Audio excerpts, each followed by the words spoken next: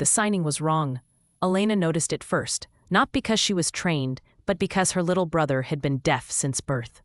The woman's hands moved too slowly, shapes collapsing mid-word like someone had taught her the alphabet but never the grammar. She sat alone at table 7, silver hair pinned in a style that belonged to another century, and her eyes, pale gray, almost colorless, tracked the room with the patience of someone who had stopped expecting to be spoken to. What Elena didn't know was that this woman would save her life in 3 days. But that morning, 48 hours earlier, Elena Rivas had woken at 5:17 to her phone, buzzing with the kind of message that makes your stomach drop before your eyes fully open. Eviction notice. 72 hours. She was 26. She worked double shifts at the Crescent, a restaurant too expensive for the neighborhood, where tourists came to feel cultured and locals came to be seen.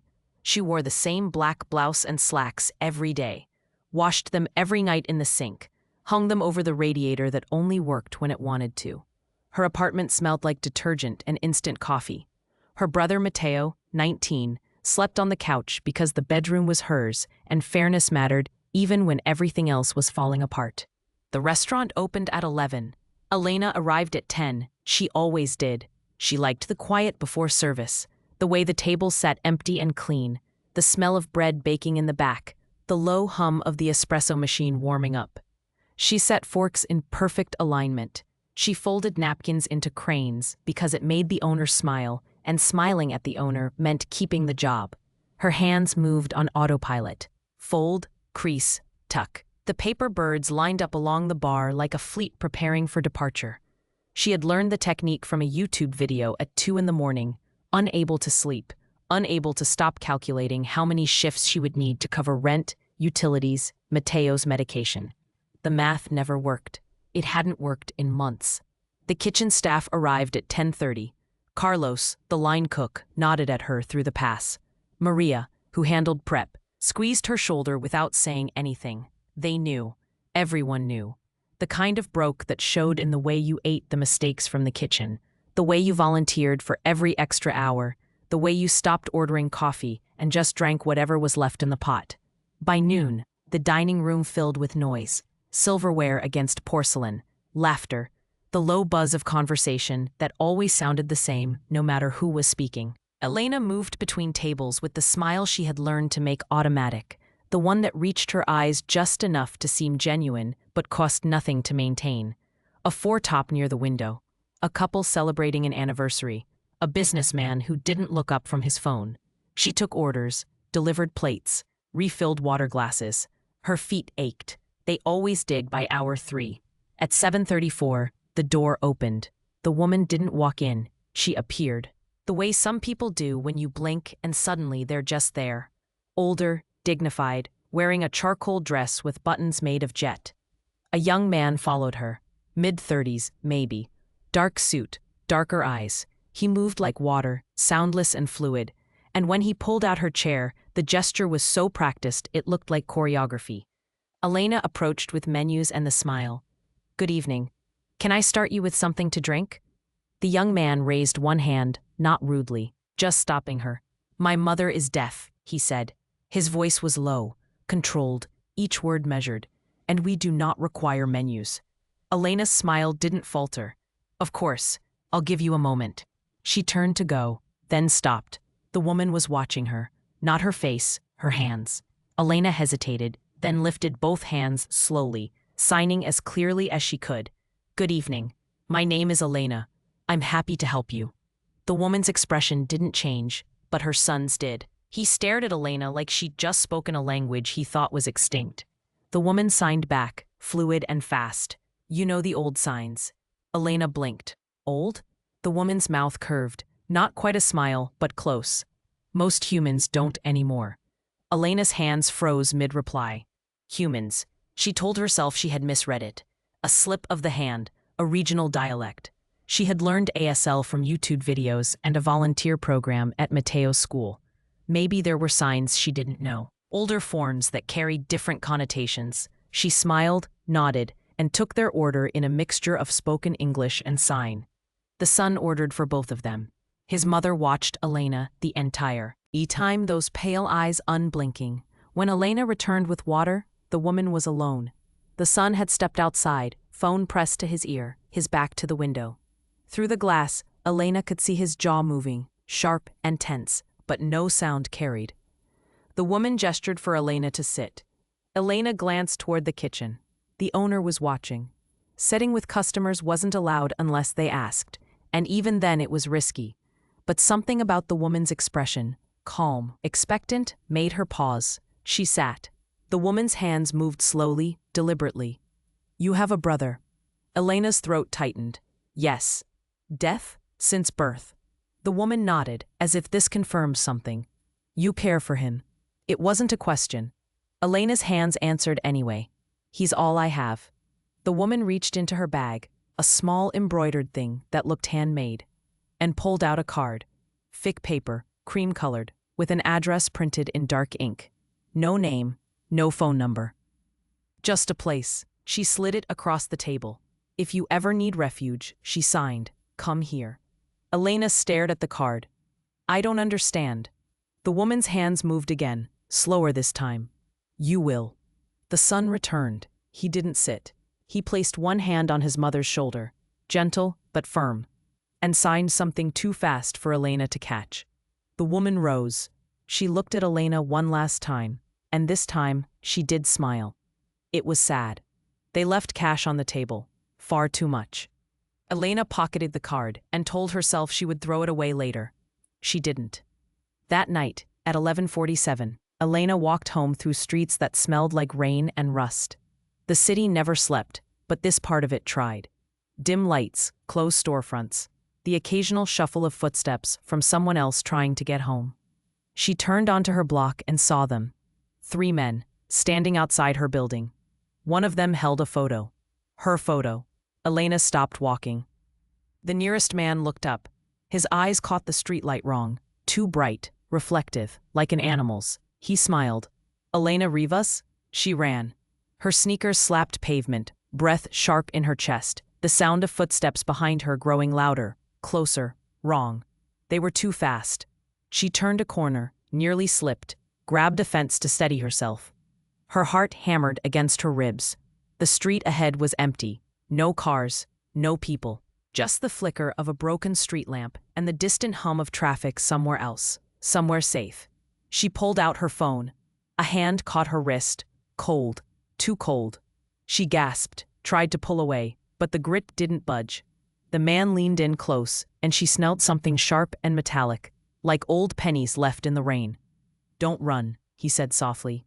"Makes it harder." Elena's free hand shot out, clawing at his face.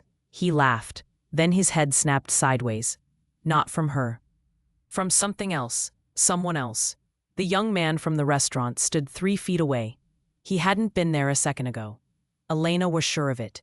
But now he was, and his hand was wrapped around the other man's throat, lifting him off the ground like he weighed nothing. "She is marked," he said quietly. The man choked, legs kicking uselessly. We didn't know." "You know now." The young man's eyes changed. Elena saw it happen, saw the dark brown drain away, replaced by something molten and red, bright enough to reflect in the nearby window. He let go. The man hit the pavement and ran. All 3 of them did, scattering into the dark like shadows fleeing light. Silence settled. The young man turned to face her. His eyes were brown again. "You're safe," he said. Elena's back hit the brick wall behind her. Her voice came out thin, shaking. "What are you?" He didn't answer immediately. Instead, he stepped closer, slow, deliberate, hands visible. Non-threatening. But Elena saw the way he moved now. No wasted motion. No sound. Like something that had learned to mimic humanity, but hadn't been born to it. "My name is Lucian Ashford," he said. "And you should not have been touched." "Touched?" Her voice cracked. "They were going to?" "Yes." The word was flat, final. Elena's knees felt weak. "Why? Because you showed kindness to someone they think is weak. Your mother." "Yes." She stared at him. At the too pale skin, the too still chest. The way the streetlight didn't quite reflect right in his eyes. "You're not human," she whispered. "No. What are you?" He hesitated. Then quietly, "A king." He didn't elaborate. didn't explain. Instead, he gestured down the street. Come. I'm not going anywhere with. They'll return, Lucien said simply. With others. You have approximately 14 minutes before they regroup. Elena's pulse spiked again. How do? You know that? Because I would do the same. The logic was horrible. It was also hard to argue with.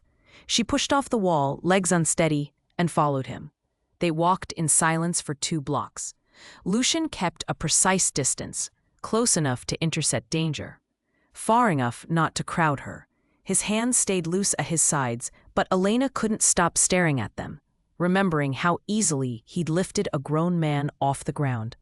He led her to a car parked on a side street, black, sleek, old-fashioned in a way that looked intentional. Not a vintage showpiece, something that had always been that way. I'm not getting in that, Elena said. Lucien paused, one hand on the door. You're afraid, shouldn't I be? He looked at her.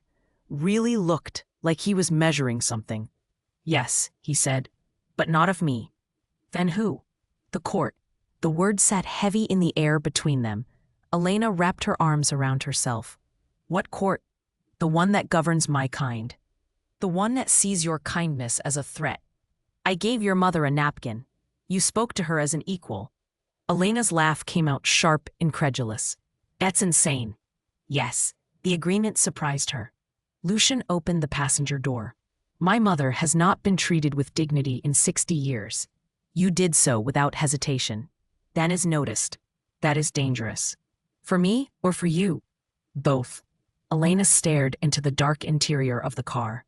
Everything in her screamed to run, but she thought of Matteo alone in their apartment and those men with their 2 bright eyes.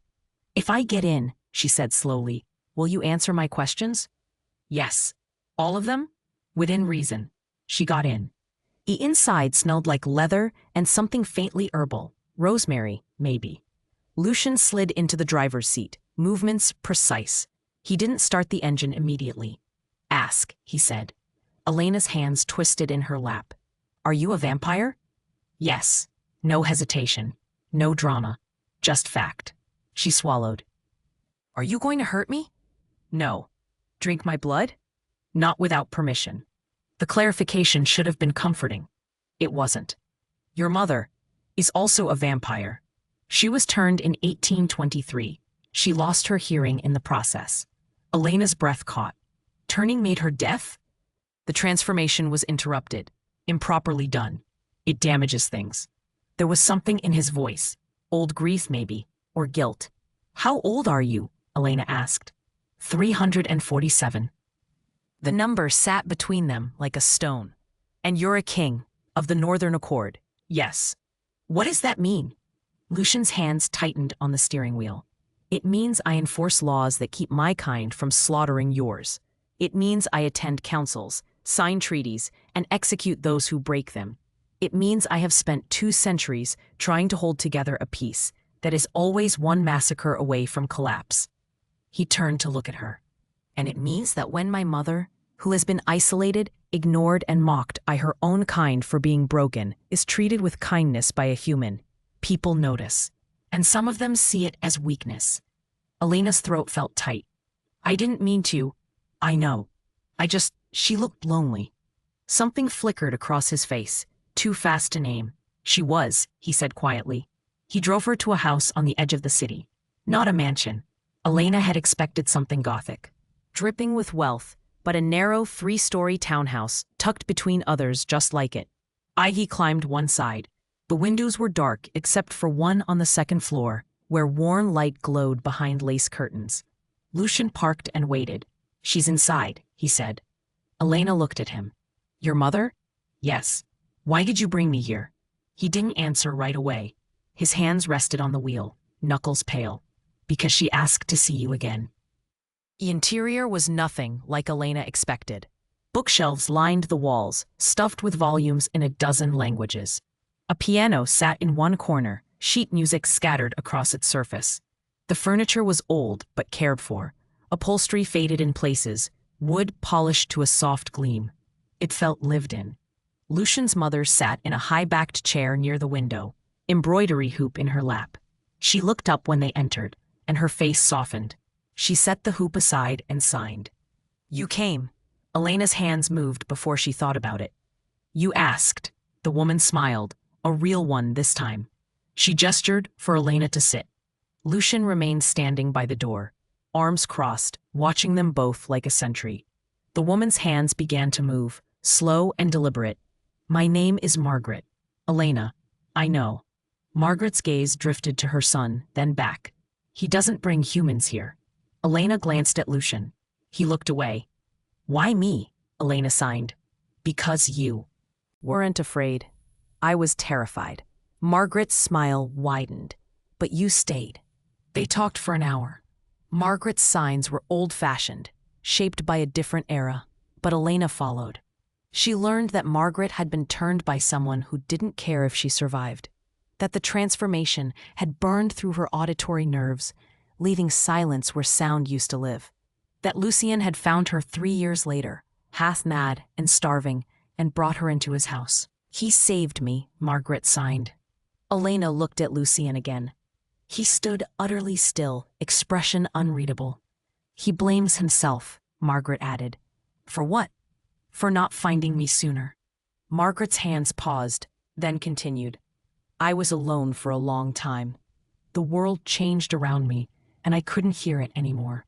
Couldn't hear music. Couldn't hear my own voice. The person who turned me left me in a cellar because I screamed too much during the transformation. He said I was defective. Elena's chest tightened. When Lucian found me, Margaret signed, I thought he would kill me. I wanted him to. But he didn't. He brought me here, taught me that silence wasn't the same as emptiness. She looked at her son with something that might have been pride. He learned to sign for me. Took him 40 years to become fluent. Elena turned to Lucian. 40 years? His jaw tightened. I'm a slow learner. Margaret's hands moved again, quick and sharp. He's lying. He learned in 5.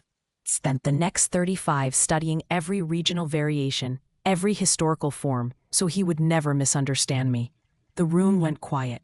Elena looked at Lucian, who was now studying the floor like it held answers. When it was time to leave, Margaret walked Elena to the door. She pressed something into her hand. A small embroidered square, stitched with a single word in flowing script. Safe. Elena's throat tightened. Thank you. Margaret touched her cheek, brief, gentle. Then she signed one last thing. You are welcome here, always. Lucian drove her home in silence.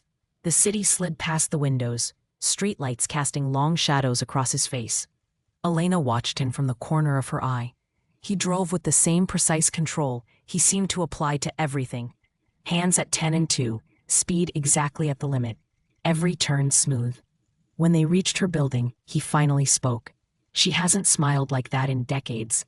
Elena looked at him. His profile was sharp in the streetlight, carved from stone and shadow. She deserves to, Elena said quietly. Yes. He turned to face her. You'll be watched now. Protected. But also scrutinized. By your court? Yes. Elena's hands twisted in her lap. What happens if they decide I'm a problem? Lucian's eyes darkened. They won't. It wasn't a promise. It was a threat, aimed at someone else. Elena reached for the door handle, then paused. Why does it matter so much? What I did. It was just signing, just being polite. Lucian was quiet for a long moment. My kind, he said slowly, live by hierarchy, power, control. We measure worth in centuries and strength. My mother lost her hearing during transformation, which means she lost her ability to participate in our political structures. Councils are conducted in spoken word, debates, negotiations. She couldn't hear them, so she was excluded. For 60 years, she has been treated as less than, as broken. His hands tightened on the steering wheel. You saw her and didn't see a deficit. You saw someone to communicate with, and you did it without hesitation, without pity. You gave her dignity. He looked at Elena directly.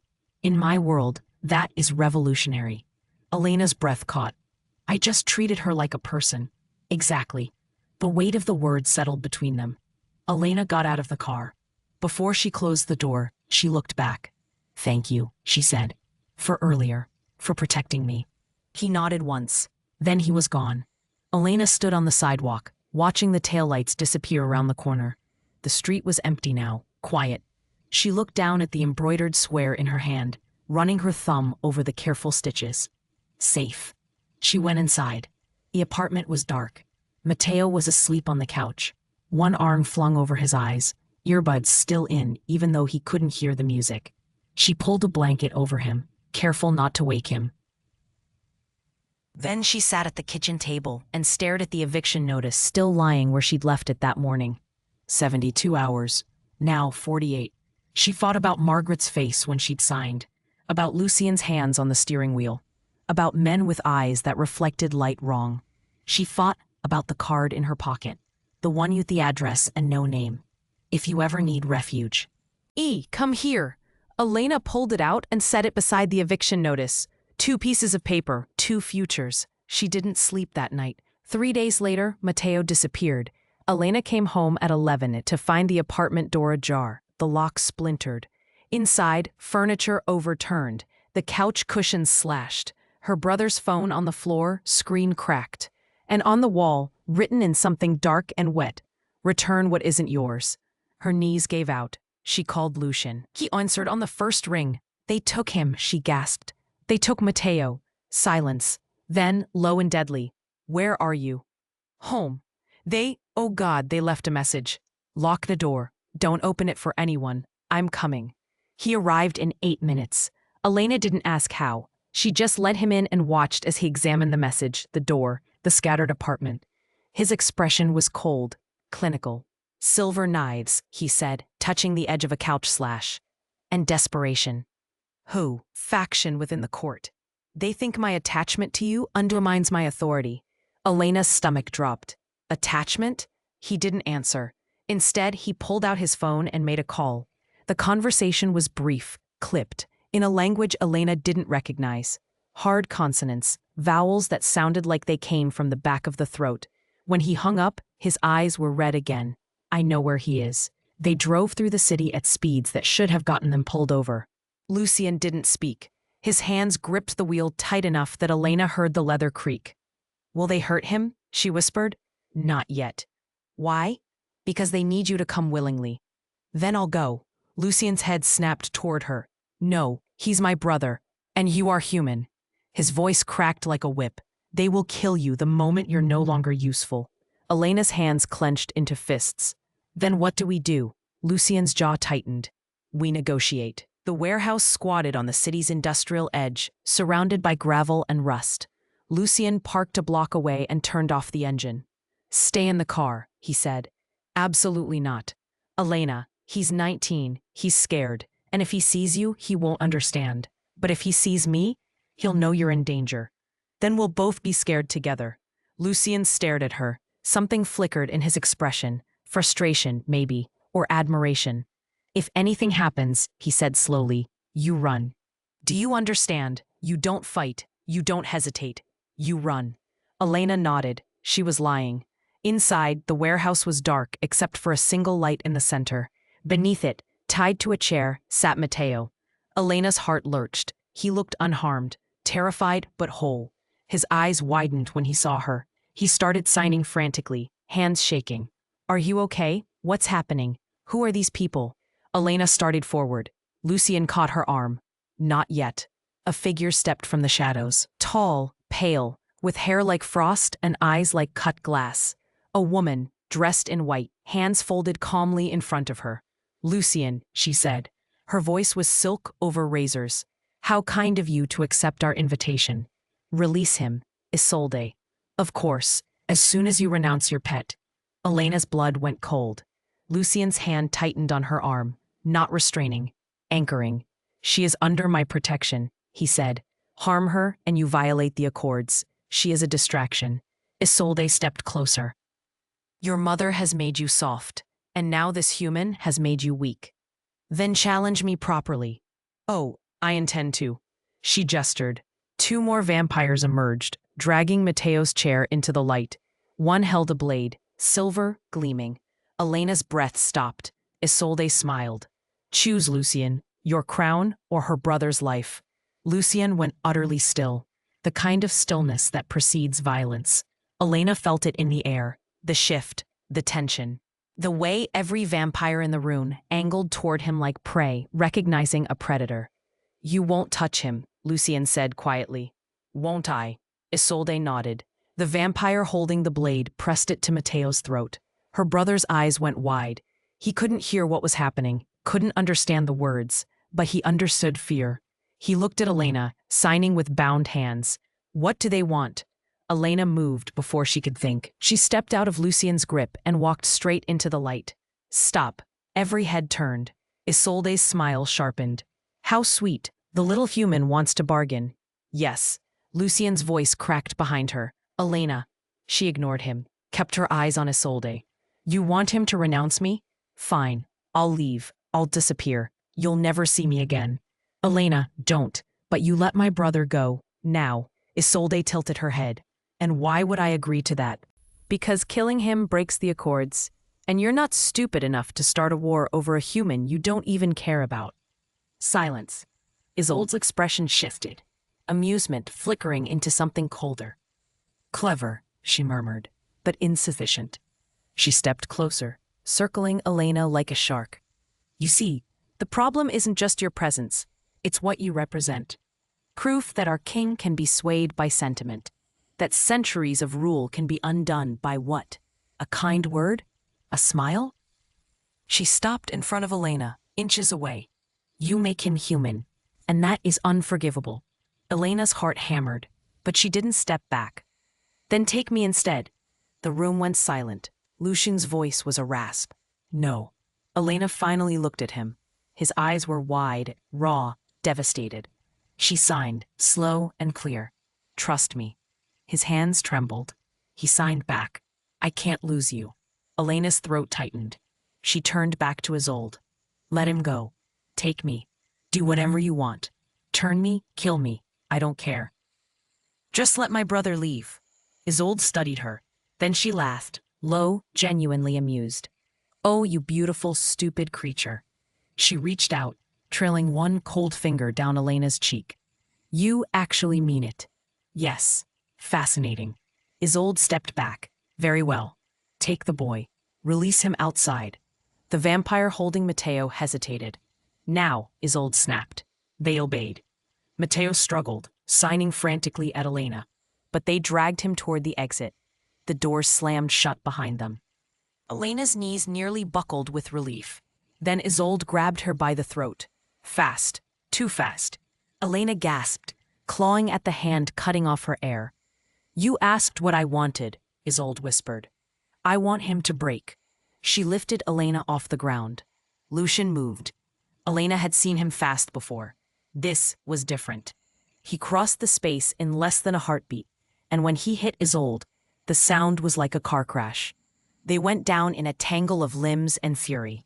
And Elena hit the concrete hard, gasping. She scrambled back. The fight was brutal. No elegance, just violence. Lucien's eyes burned red. His hands became claws. And when Isolde tried to drive a silver blade into his ribs, he caught her wrist and snapped it. She screamed. He didn't stop. Elena had never seen anything so terrifying or so desperate. The other two vampires lunged forward. Lucien moved between them like water, every motion precise and lethal. One went down with a crushed windpipe. The other hit the wall hard enough to crack the concrete. Isolde tried to rise. Lucien's hand closed around her throat, lifting her the way she'd lifted Elena. His face was inches from hers, and his voice came out in a language Elena didn't understand. Low, guttural, each word sharp as broken glass. Isolde's eyes went wide. He dropped her. She crumpled, coughing, one hand cradling her broken wrist. Lucien turned, and his eyes found Elena. The red drained slowly, replaced by brown. Then horror. His voice cracked. I didn't want you to see.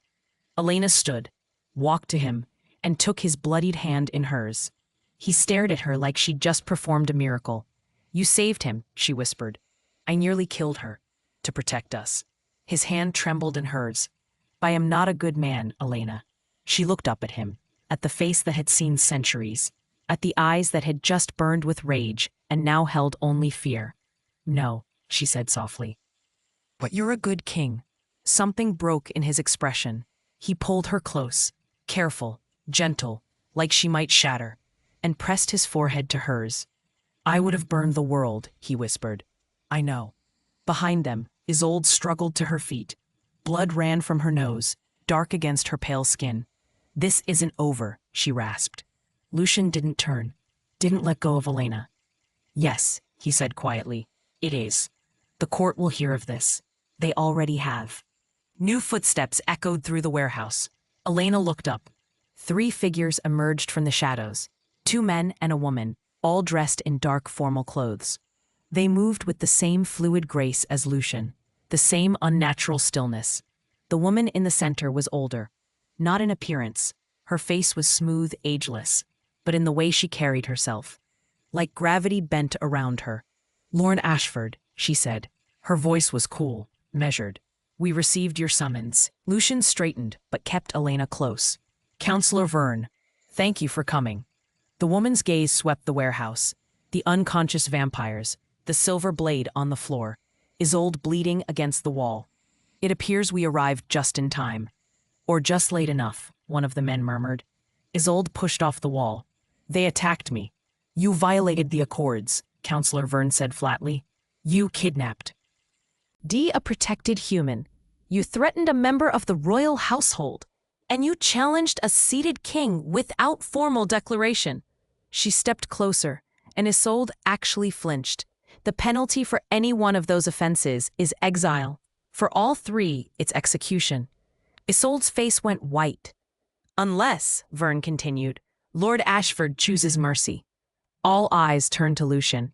Elena felt him tense beside her. His hand was still in hers, and she squeezed it once. He looked down at her, then back at Isolde.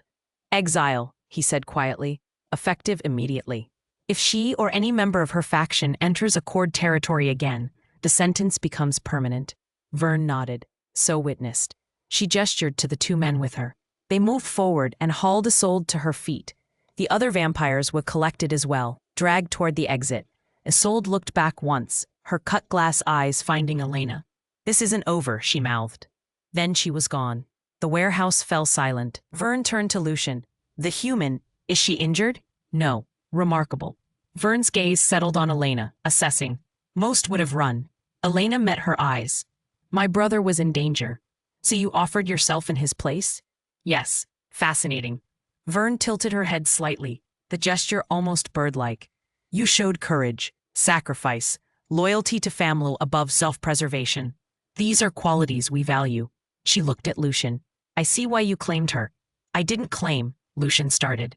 "You brought her to your home, introduced her to your mother, invoked royal protection, fought a council member to defend her." Verne's expression didn't change. "In our world, Lord Ashford, that is a claim." Lucian's jaw tightened. Verne turned back to Elena. "You have been formally recognized by the Northern Accord. You and your brother are under the protection of the crown. No vampire may harm you without answering directly to the king." She paused. "However, such protection comes with expectations. You will be watched. Your actions reflect on Lord Ashford. Do you understand?" Elena's throat was dry.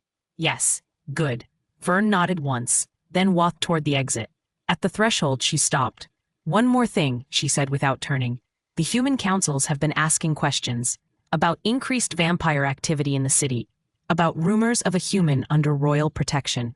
Her head turned slightly, profile sharp in the dim light. "I suggest you prepare an explanation, Lord Ashford, before they come looking for one themselves." Then she was gone. The warehouse was empty except for Elena and Lucian. He let out a long breath. Elena looked up at him. What did she mean? Human councils. "The accords aren't just between vampires," he said quietly. "There are human organizations that know we exist, that monitor us. Most of our kind prefer they remain ignorant, but some interactions are unavoidable." His hand was still in hers. "If they start investigating you, it becomes complicated." "How complicated?"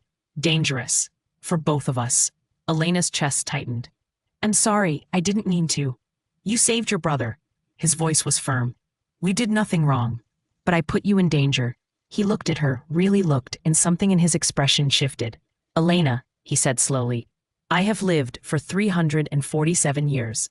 I have fought wars, negotiated treaties, executed traitors. I have done terrible things in the name of peace. He reached up with his free hand and gently touched her cheek. You are the first person in centuries to make me feel like those things mattered. Her breath caught. You didn't put me in danger, he whispered. You reminded me what I was protecting. The court convened 3 days later. Elena wasn't allowed inside the council chamber, but Margaret stayed with her in the anteroom, embroidering quietly while Elena paced. Through the heavy doors, voices rose and fell, some sharp, some measured. Elena couldn't make out words, but she heard Lucian's voice, steady and unyielding. Margaret's hands moved. He's defending you. Elena sank into a chair. I didn't ask him to. You didn't have to. The older woman set down her hoop and signed slowly, deliberately. My son has spent 300 years holding the peace. He has sacrificed everything, love, rest, joy, to keep our kind from slaughtering yours. She paused. You gave him one evening of kindness, and he remembered what it feels like to be seen. Elena's eyes burned. I didn't mean to. I know. Margaret's expression softened. But you did.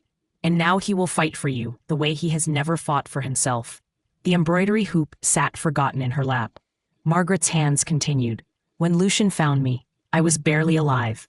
The transformation had left me broken in ways that went beyond hearing. I couldn't communicate, couldn't explain what I needed. The vampire who turned me had abandoned me because I was too much trouble. Her fingers stilled.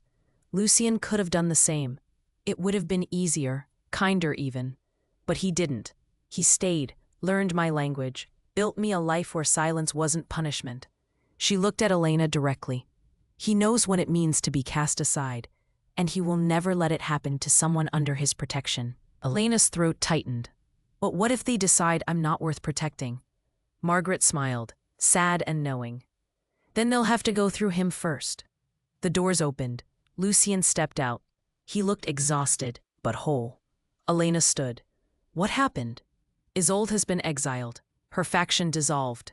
And me? He met her eyes. You are under formal protection of the crown. No one can touch you or your family without answering to me directly. Relief flooded through her. Then Lucian added, quietly, they also offered you a choice. Elena's stomach tightened. What choice?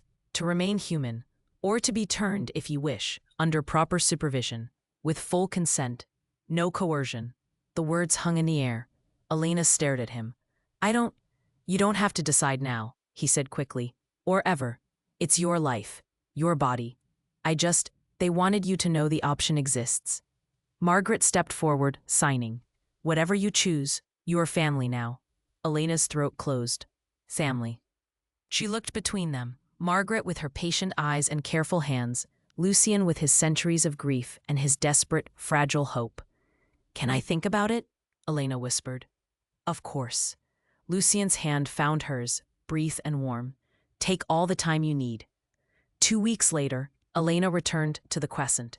The owner had held her job miraculously. Or maybe not so miraculously. Lucian had quietly bought the building 3 days after the warehouse. Though he swore it was purely coincidental, Elena didn't believe him, but she didn't argue either. She worked her shift, folding napkins into cranes, taking orders, smiling at tourists. Normal, familiar. The rhythm of it steadied something inside her that had been shaking since the night Matteo disappeared. At 7:34, the door opened. Margaret walked in, Lucian beside her. Elena's heart squeezed. She approached their table, menus in hand, and signed without thinking. Welcome back. Margaret's face lit up. Lucian pulled out her chair, then his own. They ordered quietly. Elena brought water, bread, the small courtesies that made up her world. When she returned with their meals, Margaret gestured for her to sit. Elena glanced toward the owner. He waved her on. She sat.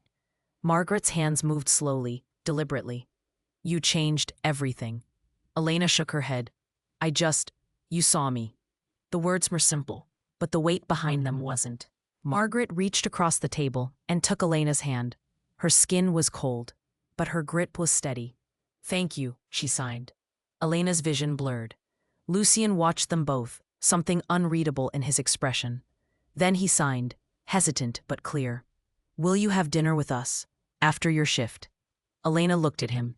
at the king who had nearly destroyed a rival to save her brother, at the son who had spent 60 years caring for a mother the world had discarded, at the man who had learned to sign just so she could understand him.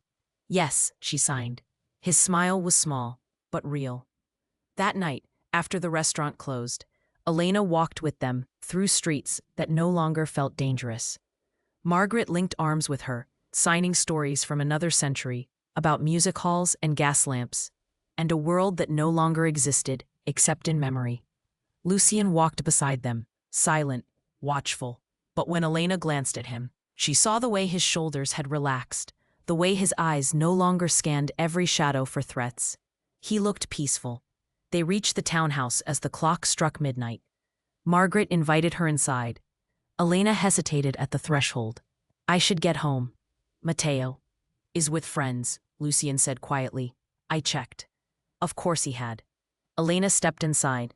The three of them sat in the living room, surrounded by books and old furniture, and the faint smell of rosemary. Margaret poured tea. Lucien didn't drink, but he held the cup anyway, warming his hands. They didn't talk about the court, or Isolde, or the choice Elena still hadn't made. They just existed, together. At some point, Margaret's head drooped. She was asleep within minutes, curled in her chair like a cat. Lucien stood and draped a blanket over her shoulders. Then he sat beside Elena. Thank you, he said quietly. For what? For being kind, when no one else was. Elena looked at him, at the face that had seen empires rise and fall, at the hands that had held a kingdom together through sheer will. You deserved it, she said. He shook his head. I'm not sure I did. Then let me decide that. His eyes met hers. For a long moment, neither spoke. Then Lucien reached out, slow and cautious, and took her hand. His skin was cold, but his grip was gentle.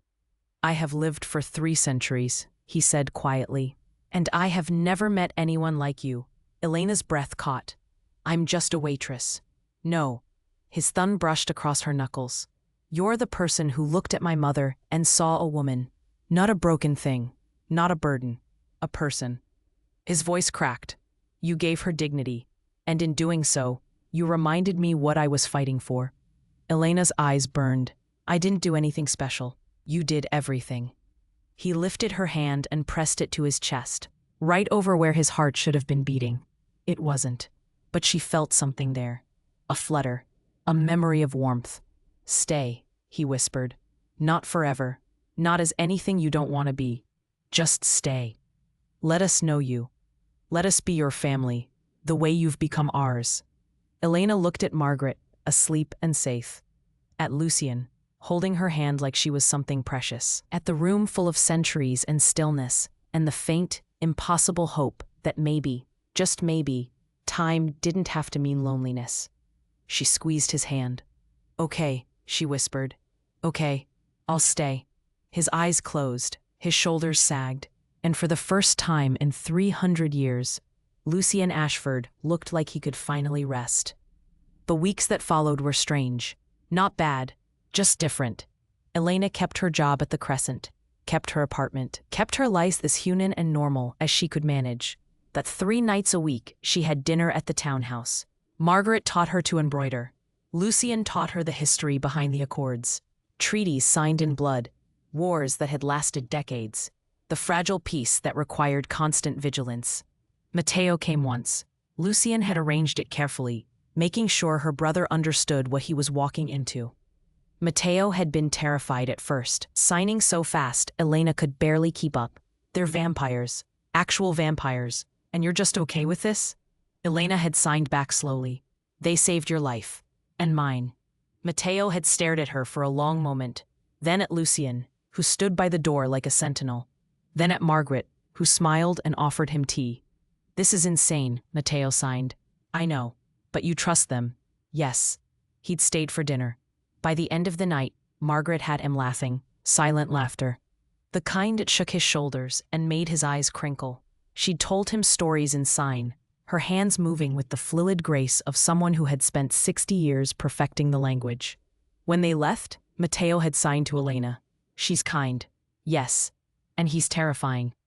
Elena had glanced at Lucien. who was watching them with that careful, guarded expression he wore around new people. "Yes," she signed. "But he's good." Matteo had nodded slowly. "Okay, if you trust them, I trust them." It had felt like a gift, but peace never lasted. 4 weeks after the warehouse, Elena came home to find her apartment door open again. Not broken this time, just unlocked. She froze in the hallway, heart hammering. Then a voice called from inside. "Miss Rivas, please come in. We mean you no harm." The accent was clipped, British maybe, old-fashioned in the way Lucian's sometimes was when he forgot to modernize his speech. Elena stepped inside slowly. 2 people sat at her kitchen table, a man and a woman, both in dark suits. The woman had steel-gray hair pulled into a tight bun. The man was younger, maybe 40, with sharp eyes and the kind of posture that suggested military training. On the table between them sat a folder. "Who are you?" Elena asked. The woman stood, extending a hand. "Dr. Catherine Wells. This is Agent Garrett. We're with the Human Regulatory Commission." Elena didn't take the hand. "What do you want?" Wells lowered her hand, unbothered. "To talk. About your recent association with certain individuals of the vampiric community." Elena's blood went cold. "I don't know what you're—" "Please, Miss Rivas." Agent Garrett's voice was flat. "We've been monitoring Lord Ashford for years. We know about the incident at the warehouse. We know about your brother's abduction. And we know you've been spending significant time at a residence registered to Margaret Ashford." He opened the folder. Inside were photographs. Elena walking into the townhouse. Elena leaving the Crescent with Lucian and Margaret. Elena sitting in Lucian's car. Her stomach turned. "You're spying on me." "We're ensuring compliance with the Accords," Dr. Wells said calmly. "The treaties exist to protect both species. But when a human becomes entangled with vampire leadership, it raises questions." "What kind of questions?" "Whether you're there by choice, whether you're being coerced, whether Lord Ashford is using you as a political tool." "He's not." Dr. Wells tilted her head. "Then what is he doing, Miss Rivas?" Elena's hands clenched. "He's being kind." The 2 agents exchanged glances. "Kind," Agent Garrett repeated. "Vampires aren't kind, Miss Rivas. They're predators. And when a predator shows interest in prey, it's not kindness, it's strategy. You don't know him. We know his record." Dr. Wells pulled out another sheet. 347 years old. King of the Northern Accord. Responsible for the execution of 17 vampires in the last century alone. Survived 2 assassination attempts. Negotiated the Treaty of Vienna, which ended a war that killed thousands of humans. She looked up. "He is not a safe person to be around." Elena's throat tightened. "He protected me. He protected my brother. Because it served his interests." "No." Elena's voice came out stronger than she felt. "Because it was the right thing to do." Dr. Wells studied her. Then she closed the folder. "Miss Rivas, we're not your enemy. But we need to understand your situation. Are you under any duress? Any compulsion?" "No." "Has Lord Ashford offered to turn you?" Elena hesitated. That pause was enough. Agent Garrett leaned forward. "He has, hasn't he?" "It was my choice," Elena said quickly. "They offered. I haven't decided. But it's my choice." Dr. Wells' expression softened slightly. "Miss Rivas, once you're turned, you fall outside human jurisdiction. We can't protect you anymore. And if Lord Ashford's political situation changes, if he's challenged, deposed, or killed, you'll be vulnerable." "I understand that. Do you? Because from where we're sitting, you're a 26-year-old waitress who got caught up in something far beyond your control." Elena stood. "I'm the 26-year-old woman who made a choice. I chose to be kind. I chose to see people, vampires, as individuals, not threats. And I chose to stay when I could have left." She met Dr. Wells' eyes. "If that's a crime, arrest me. Otherwise, get out of my apartment." Silence. Then Dr. Wells stood as well. She pulled a card from her pocket and placed it on the table. "If you ever need help, if you ever change your mind, call that number." Elena didn't touch it. The 2 agents left without another word. When they were gone, Elena locked the door and slid down against it, shaking. She pulled out her phone, called Lucien. He answered immediately. They were here, she whispered. The Human Regulatory Commission. They know everything. I know. His voice was tight. I'm coming. He arrived in minutes. This time, he didn't knock. The lock clicked open. Elena didn't ask how, and he was inside, crossing the room in 3 strides. He knelt in front of her. Did they hurt you? No. Just questions. What did you tell them? The truth, that I'm here by choice. His jaw tightened. They won't believe that. I don't care. Elena. He took her hands. This complicates things if they think I'm manipulating you. Are you? The question hung between them. Lucien looked at her. Really looked. No, he said quietly. But I am selfish enough to want you to stay. Her breath caught. Because you're useful? Because you make the world feel less empty. Elena's eyes burned. Lucien reached up and gently touched her face. I won't let them take you, he whispered. I won't let anyone hurt you. But you need to understand, once the commission starts investigating, it doesn't stop. They'll watch you. Question your friends, your brother. He paused. And if they decide I'm a threat, they'll try to remove me, which means anyone close to me becomes a target. Elena's hands tightened on his. Then we'll face it together. His eyes widened. Elena, I'm not leaving, I'm not running, and I'm not letting them decide my life for me. She leaned forward, forehead against his. You said I changed everything. Well, you changed me too, and I'm not going back. Something broke in his expression. He pulled her close, arms wrapping around her like she was the only solid thing in a world that wouldn't stop shaking. I don't deserve you, he whispered. Too bad, she said into his shoulder. You're stuck with me. The commission didn't give up. They followed Elena for weeks. She saw them, always at a distance, always watching. A woman in a gray coat outside the crescent.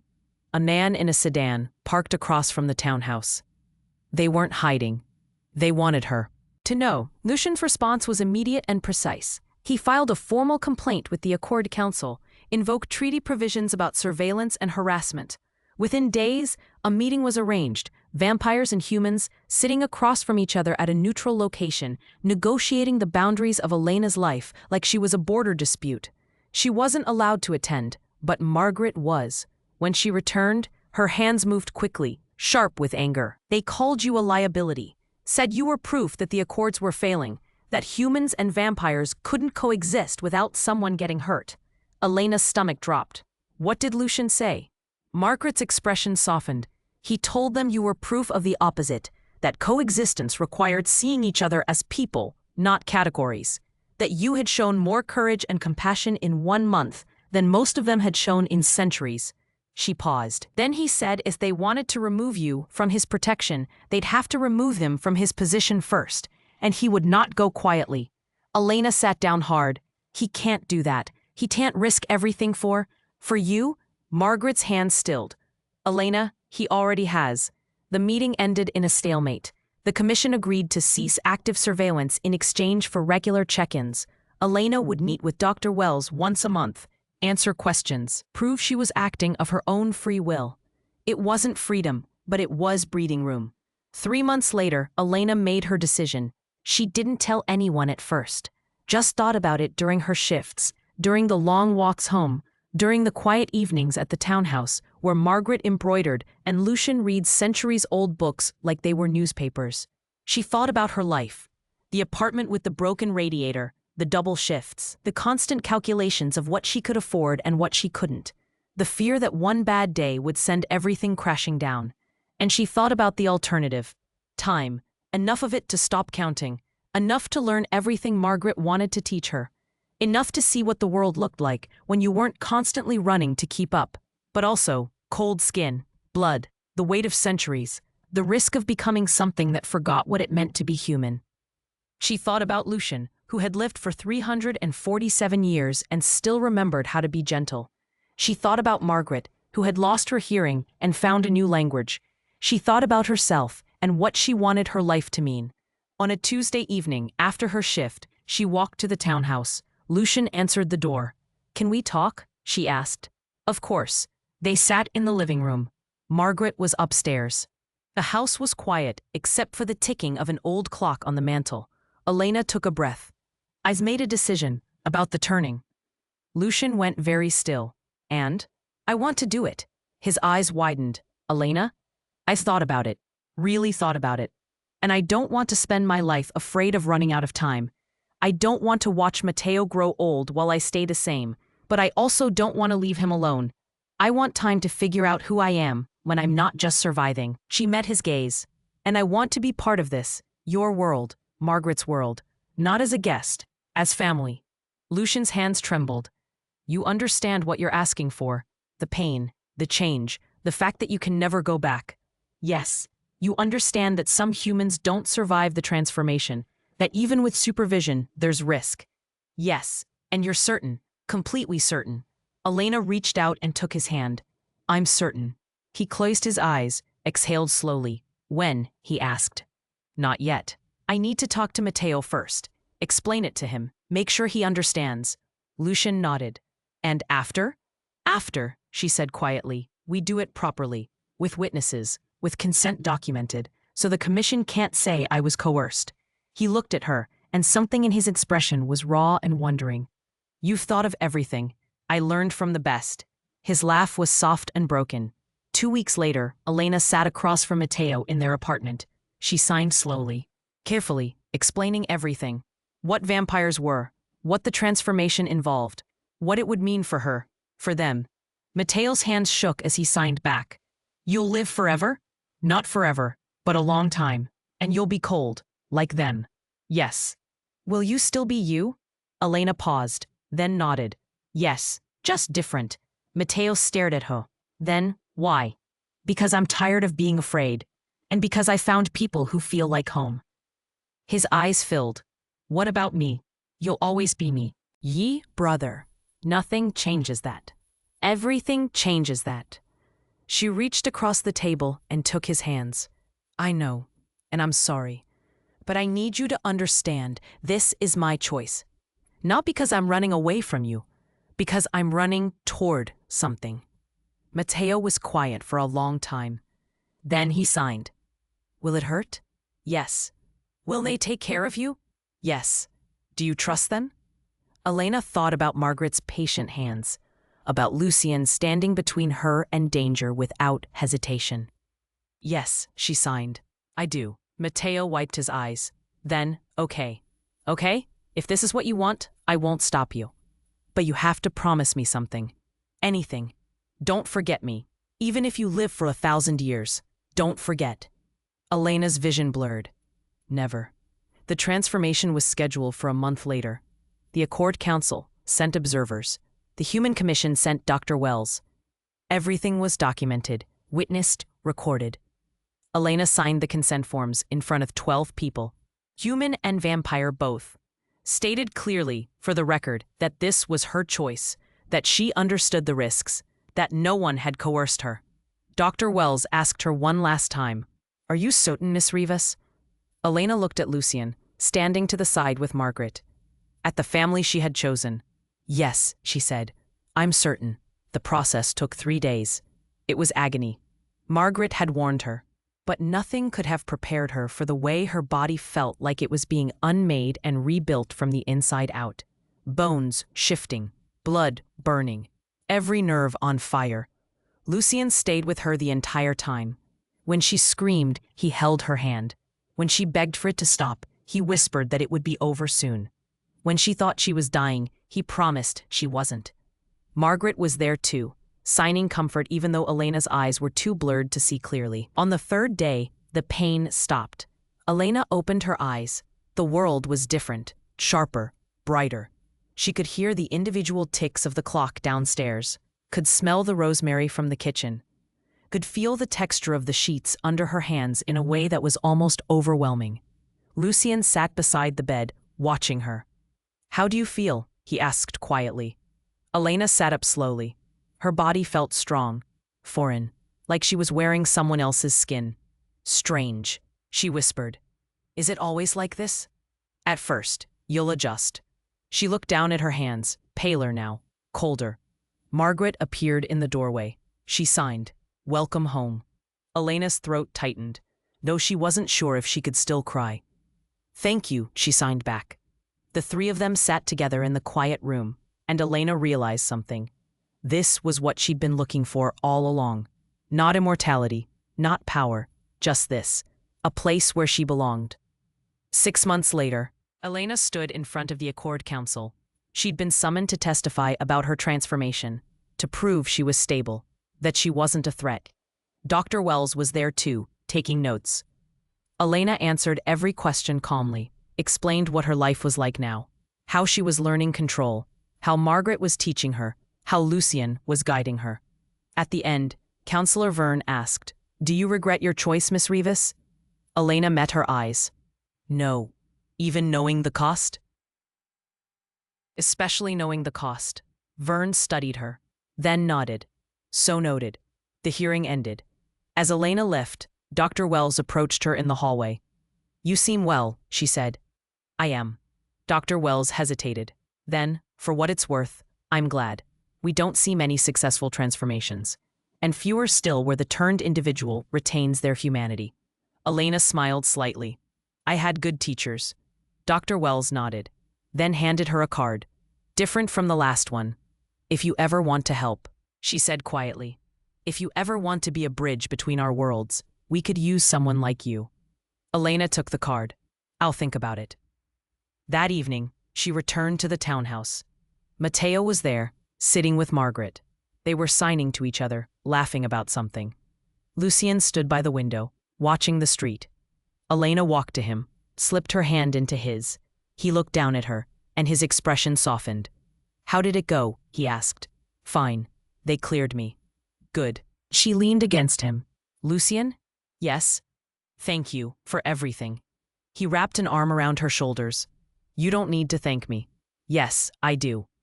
They stood together in the fading light, watching the city beyond the window. And Elena thought, this is enough. Not forever. Not perfect, but enough. Time stretched ahead of her, vast and unknowable. But for now, in this moment, surrounded by the people who had become her family, it was enough.